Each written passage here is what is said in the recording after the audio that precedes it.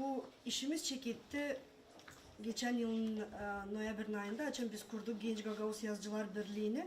Öyle bir niyetle hani değil sadece kurma o birliği de adı olsun hani o var. Ama ne sayıda çıkarma meydana da insan görsün.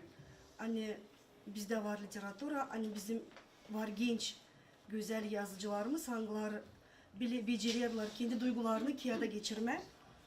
Ve biz yavaş yavaş adım adım geçtik bugünkü güne hani peydalandı bizim böyle bir almanahımız. İlk birinci kolverim o bu sesi.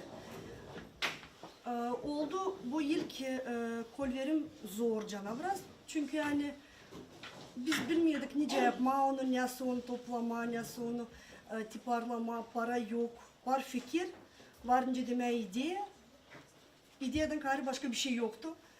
Ama şükür Allah'a biz yavaş yavaş çok insanların yardımıyla imkan aldı pay bizim bu bir almanakımızda biz meydana çıkardık bu jurnalımızı. Çıktı jurnalımız Greciya'da.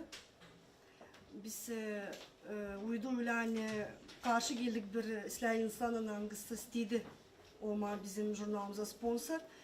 Biz onu yaptık burada, evde kendimiz programda. Da hazır yolladık kongresi, Grecya'da o tiparlandı. Biz açan Ağustos'ta gittik bir projekte Türkiye, biz oradan onları hepsini getirdik. Çıktı onunla 1000 parça ama bize buraya geldi 680 tane.